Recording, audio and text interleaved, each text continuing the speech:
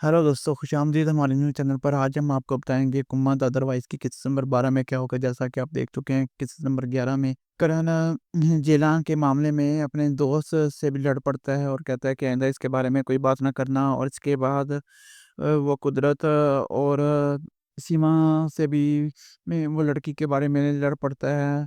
उसके बाद क्या होगा आज हम आपको बताएँगे। अमीर कंपनी में करम से बात करने आता है और कहता है कि हालात अच्छे नहीं जा रहे, क्योंकि कई कंपनियां अब इनके साथ काम नहीं करना चाहती।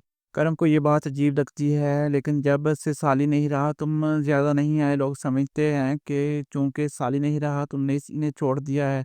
ये वही था जो सीमा ने कहा था कि पहली कंपनी के कारोबार को तबाह करो, फिर करम से मदद के बहाने सीमा की माली सहारे की बात करो। अमीर मसीद कहता है कि मुलाजमीन के खराज के लिए पैसों की ज़रूरत होगी।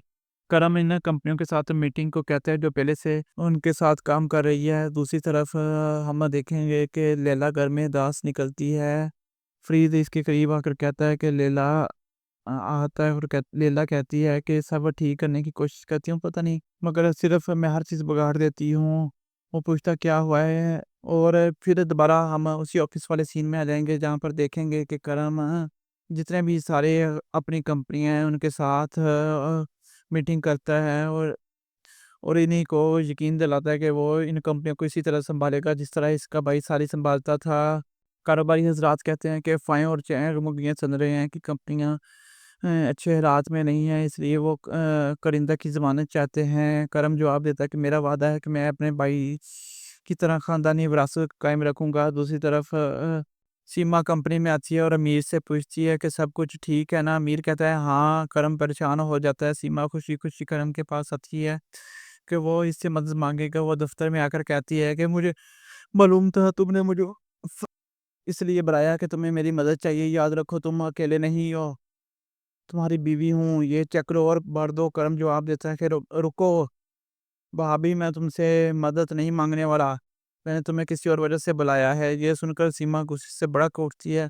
करम कहता है कि मुझे पता है कि तुम्हें मेरी दूसरी बीवी पसंद नहीं है, तुमसे मेरी शादी सिर्फ़ रस्म और रिवाज की वजह से हुई है। तुम्हारे हमारे खानदान पर कोई ज़िम्मेदारी नहीं है, अपने पैसे अपनी ज़िंदगी पर खर्च करो। अगर तुम हवेली छोड़ना चाहती हो, छोड़ दो, लेकिन मसाइल ना खड़े करो, क्योंकि कुम्मा इसके हवेली में रहेगी जैसा कि मैं चाहता हूँ। सीमा गुस्से को दबाते हुए लेकिन अंदर ही अंदर जलती है। करण मज़ीद कहता है कि फैसला करने से पहले याद रखो, तुम हमेशा मेरी भाभी रहोगी, मेरी भाई की बीवी। सीमा गुस्से से वहाँ से निकल जाती है।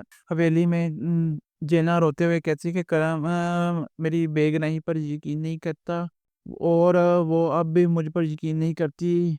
वो दुःख में कमरे से निकलती है। कुदरत नौकरानी को कहती है कि जेना को हवेली में रखना करम का हुक्म है, लेकिन इसके अपने ही असूल है। वो कमरे में जाकर देखती है, लेकिन जेला वहाँ नहीं होती। वो सोचती है कि शायद भाग गई। वो इसे ढूँढने निकलती है, लेकिन आकर देखती है कि बाग में जेला और बच्ची दरख्त पर बैठी है। बच्ची कहती है कि मैंने सोचा था कि अगर मैं खतरे में होंगी तो मेरा पापा आकर मुझे बचा लेंगे। इसी दौरान हवेली में करम दरख्त पर चढ़कर बच्ची को बचाता है और बच्ची की जान खतरे में होती है। सीमा ये सब देखकर जलती है। जब जेला दरख्त से उतरती है और फिसल कर गिरने लगती है, लेकिन करण इसे थाम लेता है। दोनों की नज़रें मिलती हैं और सीमा आब गोला हो जाती है।